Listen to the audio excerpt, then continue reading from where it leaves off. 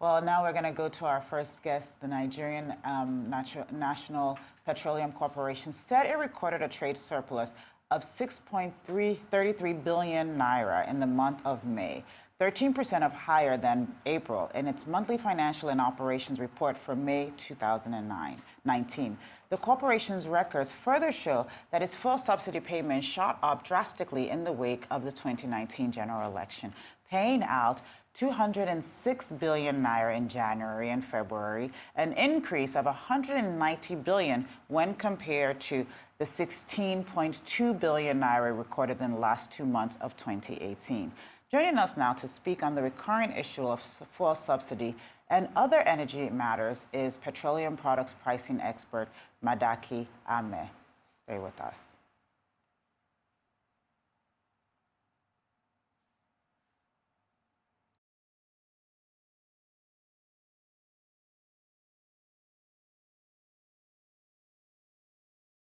Yes. Good morning, sir, and welcome to the show. Yeah, good morning. It's good to have you on. As you heard in the introduction, we're talking about some of the latest reports from NNPC, how much we're continuing to spend on subsidies, and also, this is sort of in the shadow of the earlier conversations that IMF has had with Nigeria on removing of subsidy removal. Where do you stand, and how and when do you think the time will be right for us to have that conversation on the table, and not just a conversation in which we can begin action around the subsidies? Well, I think the time for that conversation is as recent as maybe last year or 2 years ago, because for every day that we delay that conversation, for every day that we prevaricate on what needs to be done, the country is hemorrhaging. As you rightly pointed out, the issue of subsidy has been used as a tool for sleaze and corruption in the country. And if you recall very vividly, this government that is currently in power used the sleaze around subsidy as a major campaign tool for the 2015 elections. And in fact, I recall the president, Muhammad Buhari, and his aides at the time, at the runoff to the elections, when the campaign heated up, said that subsidy is a scam. And as soon as they come into power, they're going to stop any form of payment of subsidy, and that it will just be behind us. But the reality that we have on ground is that subsidy figures have actually climbed much higher than they were in this government and in the previous government. So clearly, they still haven't gotten a handle on it. And we should move beyond the conversation around it, because in Nigeria, we talk a lot, but we act very little. And it is that action and, in a clear-headed manner that's going quagmire. We can't be spending 25% of our budget on just subsidizing petrol when nobody's subsidizing education, nobody's subsidizing agriculture, nobody's subsidizing healthcare, and nobody's even subsidizing infrastructure. So what are we doing? We don't drink petrol to go to bed at night, in the night. So why would we spend so much money just paying for petrol?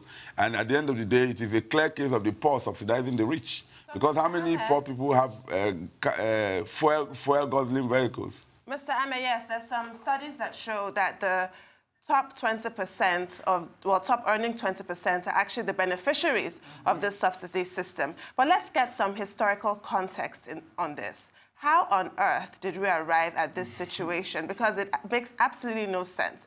How did we arrive here? Why is it being sustained? Because there's no problem that is this intractable. The fact of the matter is that it suits certain people to have the situation that we're in. How do we get here, and why do we remain here? Yeah, interestingly, subsidy has always been with us. Nigeria, after the oil boom in the early 70s, Nigeria had this feeling that, they had everything, the rich country, they can provide everything.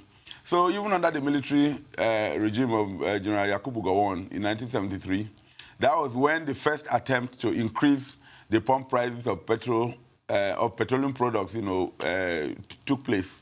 There was in 1973, that was when, the first increase in pump prices took place.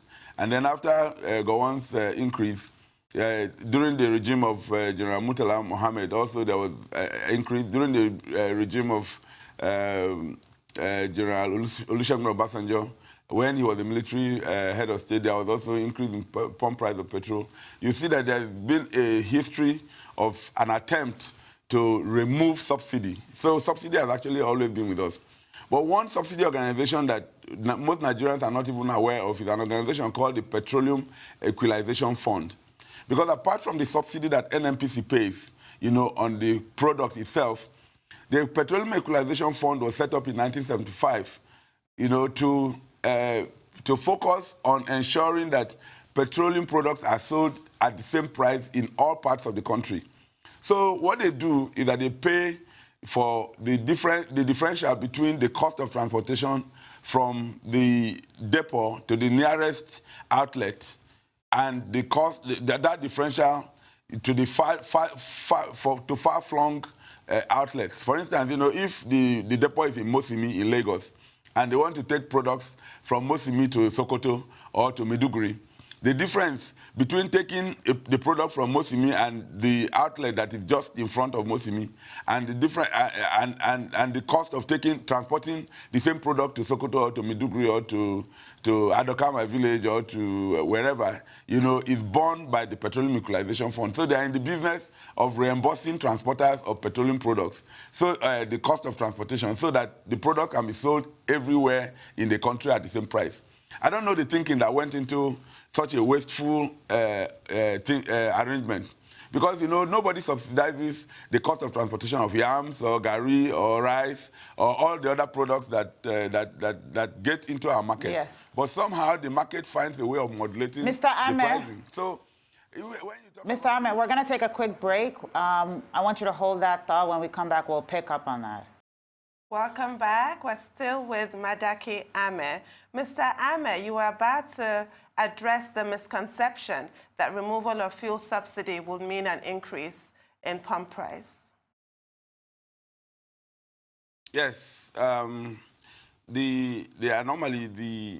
misconception has always been that as soon as you remove subsidy or as soon as you stop paying subsidy money to the fat cats who have been benefiting from it, that the prices will go up.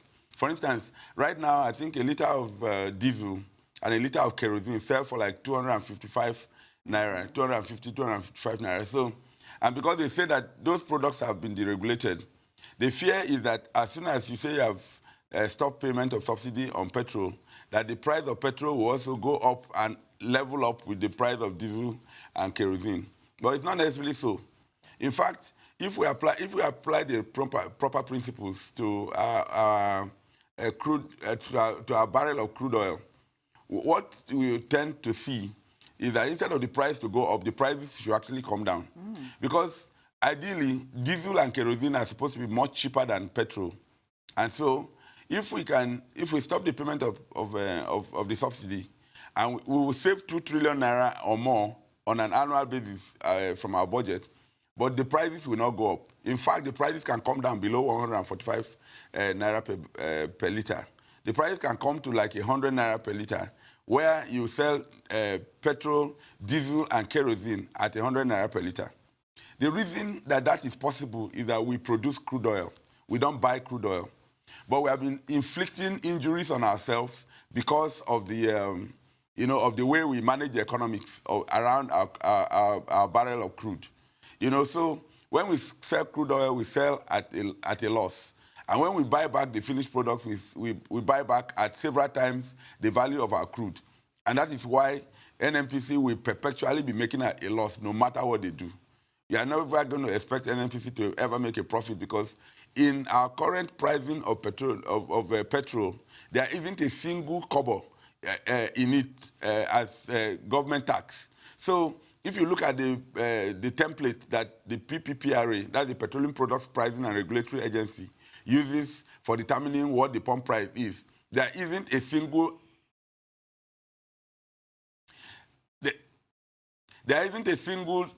dime in that pricing structure that there is nothing in the pricing of there isn't anything in that pricing that encourages any level of transparency, and so government is currently not making any money from the sale of petroleum products, and that is why the loss-making arrangement is a perpetual thing, and you are never going to expect to see anything positive, in the downstream sector, unless we get a handle on it. But that handle will only come when someone, takes control of the thinking process. And like I said earlier, all we need to do is to apply the proper principles of petroleum economics to the barrel and change the way we think about the barrel. Right now, we see ourselves as an oil-producing country, and we sell crude oil just because every other country is selling crude oil. But why will you sell your crude oil to a country like Singapore, for instance, that doesn't produce a single barrel of crude, but are a major refining hub for petroleum products? They buy the crude cheaply from oil-producing countries, and when they now add value through the refining process, they are a major refining hub. And then when they refine, they sell at several times the value of the refined products. The counter-argument, the other argument that people make is the fact that our refineries in Nigeria are never working. The refineries are either being turned around or in the process of being turned around. Ever since I became an adult, there's no time that the Nigerian refineries are not being turned around. And they perpetually turn around these refineries, to their doom. But again, if we come to terms with the fact that our refineries are not working or will not be made to work, there is also another fallacy that unless we refine locally, the price of the products cannot come down. But the truth of the matter is that we can accept the failure while we work at it to try to get the refineries working. We can, even if we refine abroad, in fact, when I tell you that stoppage of payment of subsidies will not create an increase in pump price of petrol, the other point that I also need to make is that reduction in the pump price of petrol, if that is what we desire, will have actually absolutely has no impact on whether you are refining the product locally or you are refining in foreign refineries. Secondly, the exchange rate at any point in time has no impact on the price of the product. So it does not depend on whether the exchange rate is high or low. It also does not depend on how much the price of crude oil is in the international market. We are able, if we do the right thing in the downstream sector, we are able to insulate the pricing structure of our petroleum products from the vagaries of exchange rate, OPEC pricing, or the international pricing of crude oil, and also whether our refineries are functioning or not. In fact, what most people don't know is that it may even be more economical to refine in foreign refineries, because the only difference between refining in Nigeria and refining abroad, beyond the fact that you'll be creating a lot of employment and a lot of multiplier effects in the downstream sector if you refine locally and optimize the value chain in the downstream sector, is the cost of transportation of crude to foreign refineries and the cost of transportation of the finished products, to depots and outlets. That cost becomes almost totally insignificant if you realize that the volume of production is a lot. For instance, there's 445,000 barrels of crude oil set aside for local consumption on a daily basis. When you refine 445,000 barrels of crude oil, you get 40 million liters of PMS on a daily basis. You get 7 million liters of kerosene, that's DPK, which includes both domestic kerosene and aviation kerosene on a daily basis. You also get 17 million liters of AGO, which is the diesel, on a daily basis from the same 445,000 barrels of crude oil set aside for local consumption on a daily basis.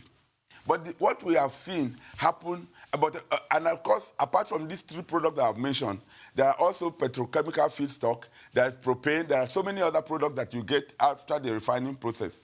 In fact, the unique thing about crude oil is that when you refine a barrel, instead of losing products in the process of refining, you actually make a 5% gain. So if you refine a barrel of crude oil, you get 105% of the barrel, because they are, through the application. So through the application of the principle of catalytic cracking, which is the refining process, there is actually a refining gain of 5%. So there shouldn't ever be a loss in the process of refining. But what we have been doing in Nigeria, even with the direct sale and direct purchase arrangement, which they call the DSDP, is that when we sell our crude, we are only interested in PMS, that's the petrol that comes out of the sale of the crude. Of the day, there is diesel, there is kerosene, there are many other products, and they say, well, because it's deregulated, the focus is not on that. And then we end up making so much losses because we don't get back all the products that are supposed to come out from the barrel on refining.